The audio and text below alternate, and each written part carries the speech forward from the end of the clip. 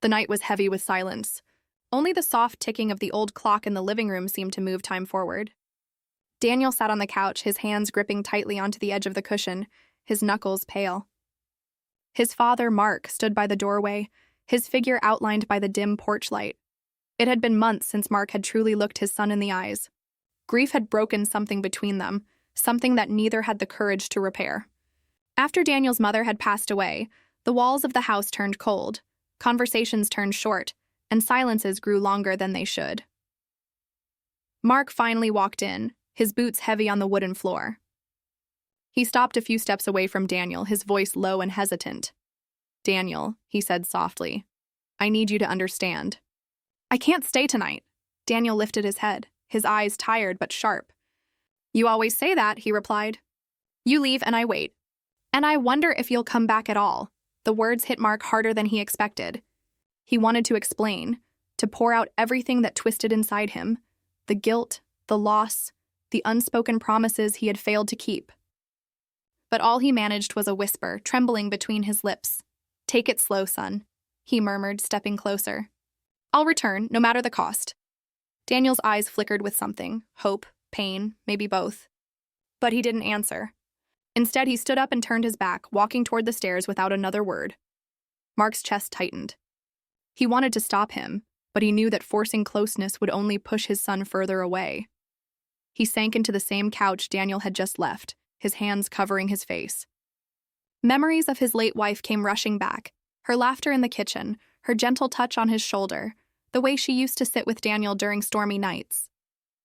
Those moments were gone, and all that was left was this fragile thread between father and son.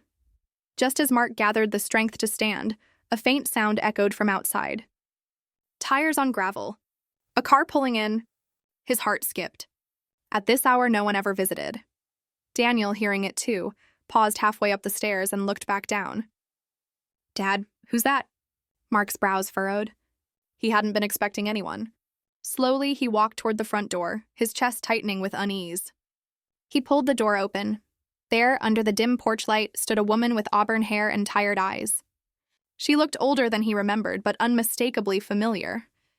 "Rachel?" Mark whispered, stunned. Daniel froze on the stairs. His voice cracked. "Mom?" But that couldn't be. Rachel had been buried months ago. Or had she? Mark's heart raced as the world seemed to tilt beneath his feet. The air turned colder as Rachel stepped inside, her presence both real and impossible. Daniel's body trembled. His voice was barely a whisper. "How can this be?" We buried you." Rachel's eyes filled with tears. "I know, and I'm so sorry. But what you buried?" "Wasn't me," Mark's breath caught. His fists clenched at his sides. "Do you have any idea what you put us through? Watching Daniel break? Watching me lose you?" His voice cracked. "Why, Rachel? Why disappear?" Her gaze shifted between them, guilt heavy in her expression. "Because if I hadn't, you both would have been in danger. I was forced to go into hiding. The people I was caught up with, they would have killed anyone close to me." Daniel shook his head, disbelief clouding his face. "So all those nights I cried for you, all the times Dad and I fought because we couldn't handle losing you, you were alive the whole time?" Rachel stepped closer, her voice trembling. "I thought I was protecting you. But I see now, I only left scars." Silence filled the room. Mark's chest burned with a mixture of anger and aching relief. He wanted to hold her, to demand answers, to forgive and condemn her all at once. But when he looked at Daniel, he saw his son's pain. The boy who had grown quieter, colder, carrying the weight of grief far too young. Daniel's voice finally broke the silence. "You can't just come back and expect everything to be okay." His lips trembled, but his eyes didn't waver. "You left us in pieces. How do we know you won't leave again?" Rachel's tears streamed freely now. She reached for his hand, but Daniel pulled back, his shoulders tense. "I don't expect forgiveness right away," she whispered. "I only ask for a chance to prove that I won't disappear again. That I'll fight to rebuild what I destroyed." Mark stepped forward, his voice low but steady.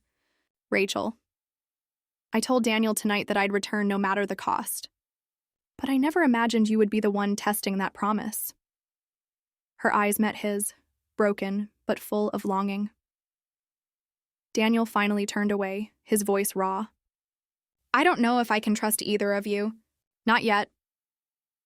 He climbed the stairs slowly, his footsteps heavy, leaving Mark and Rachel alone in the dimly lit room. Mark swallowed hard, looking at her. His voice dropped, almost a whisper. "You came back? But the cost may be higher than you think." Rachel's chest rose and fell with shaky breaths. "Then I'll pay it," she said softly. "For him. For us." But as Mark watched his son's shadow disappear upstairs, he realized that returning was only the beginning. Healing would take more than promises.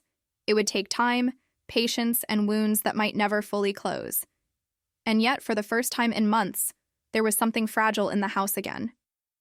Not peace, not forgiveness, but hope, the end.